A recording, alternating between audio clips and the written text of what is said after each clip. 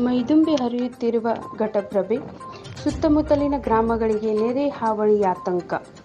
ಮುಧೋಳ್: ಬೆಳಗಾವಿ ಹಾಗೂ ಮಹಾರಾಷ್ಟ್ರದಲ್ಲಿ ಬೀಳುತ್ತಿರುವ ಭಾರೀ ಮಳೆಗೆ ತಾಲೂಕಿನ ಹಲವಾರು ಗ್ರಾಮಗಳಿಗೆ ನೀರು ನುಗ್ಗಿದ್ದು, ಯಾದವಾಡ-ಮುಧೋಳ್ ಸೇತುವೆ ಜಲಾವೃತವಾಗಿ ರಸ್ತೆ ಸಂಪರ್ಕ ಕಡಿತಗೊಂಡಿದೆ.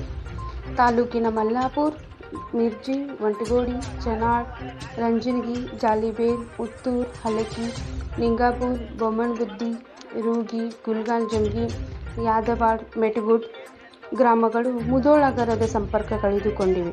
ಮುಧೋಳಕ್ಕೆ ಚಿಚಕಂಡಿ ಗ್ರಾಮದ ಮಾರ್ಗವಾಗಿ 18 ಕಿಲೋಮೀಟರ್ ಸುತ್ತುವರೆದು ಬರಬೇಕಾದ ಸ್ಥಿತಿ ನಿರ್ಮಾಣವಾಗಿದೆ. ಚಿಚಕಂಡಿ-ಮುಧೋಳ್ ರಸ್ತೆ ಮೇಲೆ ನೀರು ಬಂದರೆ 30 ಗ್ರಾಮಗಳ ಸಂಪರ್ಕ ಕಡಿತಗೊಳ್ಳಲಿದೆ.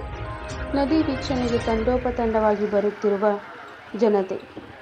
ಯಾದವಾಡ-ಮುಧೋಳ್ ರಸ್ತೆ ಮೇಲೆ ಭಾನುವಾರ 6 ಅಡಿಯಷ್ಟು ಘಟಪ್ರಭೆಯ ನೀರು ಇದ್ದು, ರಾತ್ರಿ ಇನ್ನೂ ಹೆಚ್ಚಾಗುವ ಸಾಧ್ಯತೆ ಇದೆ.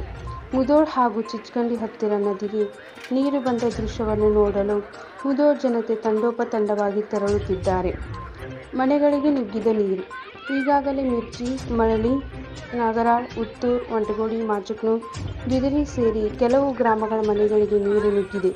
ಮಿರ್ಜಿಯ 9 ಕುಟುಂಬಗಳ 91 ಜನರು, 71 ಜಾನುವಾರುಗಳಿಗೆ ಮಿರ್ಜಿಯ ಆಯುರ್ವೇದ ಆಸ್ಪತ್ರೆ ಮತ್ತು ಸರ್ಕಾರಿ ಶಾಲೆಯಲ್ಲಿ ತೆರೆದಿರುವ ಕಾಳಜಿ ಕೇಂದ್ರದಲ್ಲಿ ಆಶ್ರಯ ನೀಡಲಾಗಿದೆ.